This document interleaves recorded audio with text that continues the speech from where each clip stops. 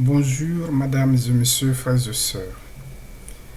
Comme nous avons l'habitude de discuter entre nous sur cette chaîne, aujourd'hui, je vais discuter du racisme, particulièrement du racisme institutionnel et du racisme fait par un agent de l'État. Quelle est la différence entre le racisme institutionnel et le racisme fait par un agent de l'État ou quelqu'un qui travaille pour l'État et à travers son travail, exploite pour faire des actes racistes. Quelle est la différence? Je ne suis pas spécialiste du droit ni de la question, mais je pose ces deux thématiques pour réveiller la conscience de notre communauté, particulièrement les gens qui sont ou la diaspora qui fait face aux problèmes de couple black en Occident. Tous ceux qui vivent ou tous ceux qui ont essayé de regarder ce terrain avec l'esprit critique ont bien noté des actes racistes ou des actes à la limite du racisme, mais versions très évoluées qui se font. Mais ces actes se classent dans quelle catégorie? Est-ce que c'est du racisme institutionnel ou c'est du racisme, comme disent certaines personnes, du racisme fait par l'agent de l'État? Quelle est la différence? Je pose la question pour réveiller nos consciences et pour que nos frères et sœurs prennent conscience et essayent de dénoncer ces actes. Il ne faut pas laisser passer ces actes de racisme. Il faut dénoncer. Il ne faut pas avoir peur. Comme la leçon qui a été donnée au monde entier. Ça se donne déjà. Mais le fait que c'est filmé, déjà, ça donne un impact plus parlant. On a vu le cas de George Floyd, notre frère qui a été assassiné ou tué aux États-Unis. Il y en a eu beaucoup de George Floyd.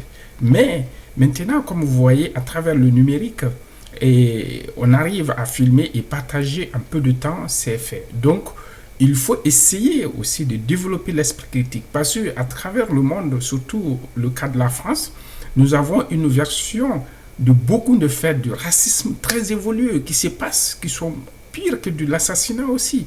Parce que quand on prend l'exemple pour les problèmes des couples blacks en Occident, dès que le problème commence, on met l'homme dans des situations qui le poussent à l'extrême. On voit très bien les statistiques de féminicide.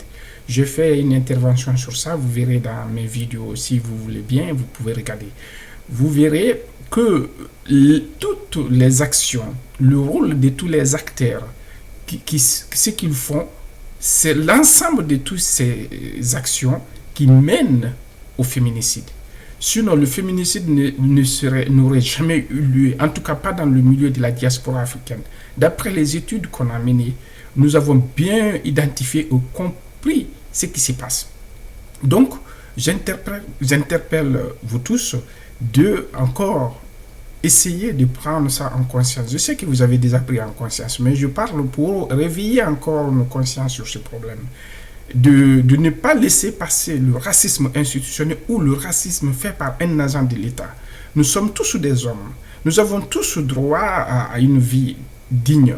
Je rappelle, avant de terminer cette vidéo, c'est un scénario qui s'est passé entre James Baldwin et un de ses questionnaires en Angleterre. Le monsieur lui a dit, monsieur James Baldwin, vous savez le problème des blacks, il se plaint de tout. Quel que soit, il se plaint de tous les problèmes. Alors que nous sommes tous des hommes, nous avons tous des problèmes.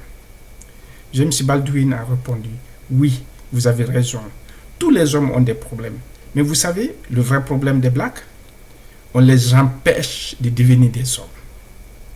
On nous empêche de devenir des hommes. Et cela avait été dit dans 1968.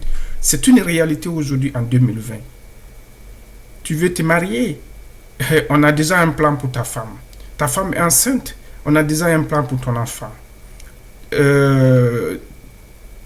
Tu as une bonne situation économique? On a déjà un bon plan pour toi. Tu veux acheter une maison? On a déjà un plan pour ta maison. Même les éléments élémentaires des besoins de l'homme, on ne peut pas les satisfaire. À chaque fois qu'on fait, il y a un plan. mais c'est fait par des hommes.